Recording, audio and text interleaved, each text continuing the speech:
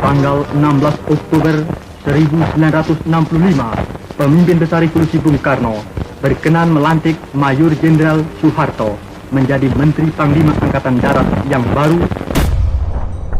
Kepemimpinan Soekarno sebagai orang nomor satu di Indonesia mulai goyah pada saat pecahnya peristiwa pemberontakan 30 September 1965.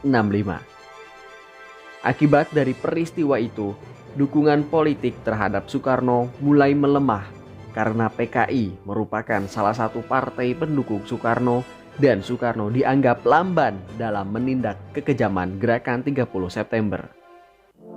Di luar istana, rakyat Indonesia mulai gaduh, demonstrasi di mana-mana, hingga puncaknya terjadi pada tanggal 26 Januari 1966 dengan 3 tuntutan.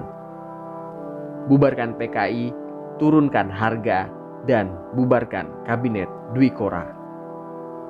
Untuk memulihkan kondisi keamanan dan ketertiban, Soekarno mengeluarkan surat perintah 11 Maret atau Super Semar kepada Letjen Soeharto sebagai Menteri Panglima Angkatan Darat. Namun, surat itu justru ibarat bumerang untuk Soekarno. Soeharto menggunakan Super Semar untuk membubarkan PKI dan menangkap 15 menteri yang dianggap loyal terhadap Soekarno dengan dalih keterlibatannya dengan PKI. Langkah Soeharto selanjutnya adalah membentuk Majelis Permusyawaratan Rakyat Sementara atau MPRS dengan alasan memenuhi aspirasi rakyat. Dan lewat MPRS ini, laporan pertanggungjawaban Soekarno yang berjudul Nawaksara ditolak. Kemudian terbit ketetapan MPRS tahun 1967 yang secara resmi mencabut kekuasaan Presiden Republik Indonesia dari tangan Presiden Soekarno dan mengangkat Jenderal Soeharto sebagai pejabat presiden, yang kemudian dilantik secara resmi menjadi Presiden Republik Indonesia kedua pada 27 Maret 1968. Foto Presiden Soekarno mulai diturunkan dari tempat-tempat umum, dan tepat sebelum hari kemerdekaan 17 Agustus, Soekarno diminta untuk meninggalkan Istana Negara. Dan ini menjadi awal Soekarno menjadi pesakitan.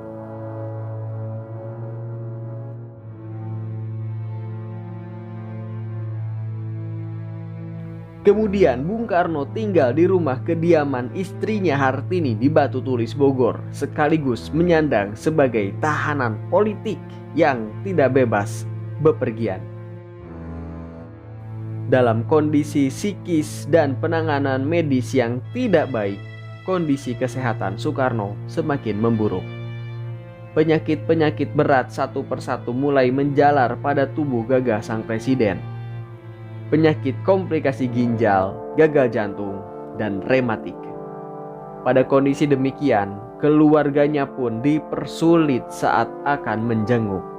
Akibatnya, dengan cepat kesehatannya menurun drastis. Bahkan dia menjadi linglung dan suka berbicara sendiri. Ditambah lagi, pengawasan terhadap Soekarno masih sangat ketat. Alat sadap dipasang di setiap sudut rumah. Soekarno masih menjadi sosok yang menakutkan bagi penguasa saat itu. Penyakit utama Soekarno hingga menutup mata adalah hipertensi atau darah tinggi dan ginjal kronis yang sudah tidak berfungsi dengan baik. Selain itu ada penyempitan pembuluh darah di jantung, pembesaran otot jantung, dan gejala gagal jantung yang membuat tubuhnya membengkak, dan ada keluhan lain seperti sesak nafas dan katarak di matanya. Dengan kondisi buruk, Soekarno tidak mendapatkan perawatan yang baik. Tidak pernah ada langkah konkret dari Presiden Soeharto terkait kondisi sang proklamator untuk alat kesehatan yang sangat dibutuhkan. Secara psikis, Soekarno mengalami depresi berat, sulit tidur, dan pelupa. Kondisi itu membuat Hartini sedih. Atas permintaan Soekarno, Hartini diminta mengirimkan surat kepada Soeharto agar memindahkannya ke Jakarta agar dapat perawatan yang lebih layak dan menghindari udara Bogor yang dingin. Namun berbulan-bulan surat itu tidak pernah mendapatkan tanggapan.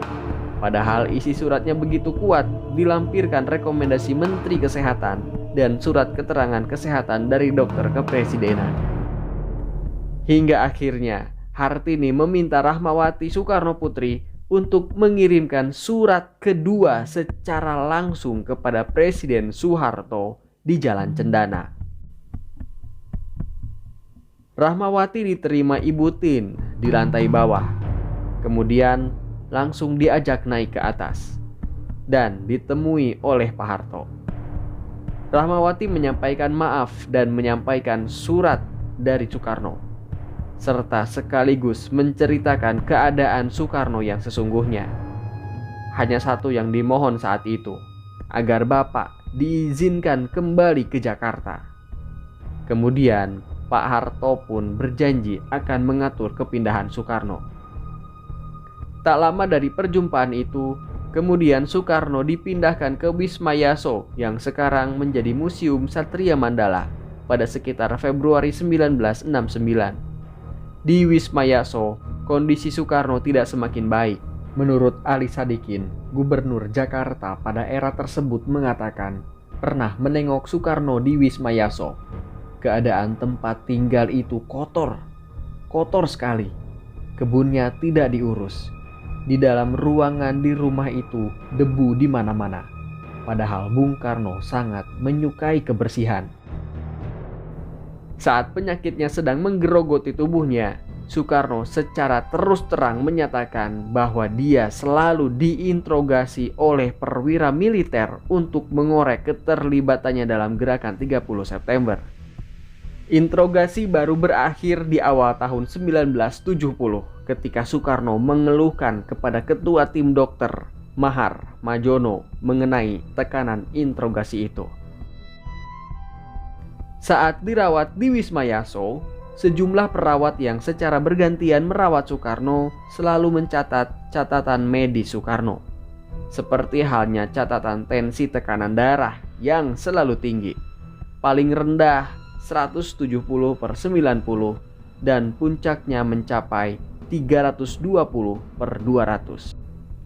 Akhirnya kondisi badan semakin buruk dan perawat hanya memberinya obat pereda rasa sakit. Tapi Soekarno menolak dibawa ke RSPAD. Sampai akhirnya dengan sedikit paksaan dan bujukan dari Hartini, akhirnya Soekarno luluh.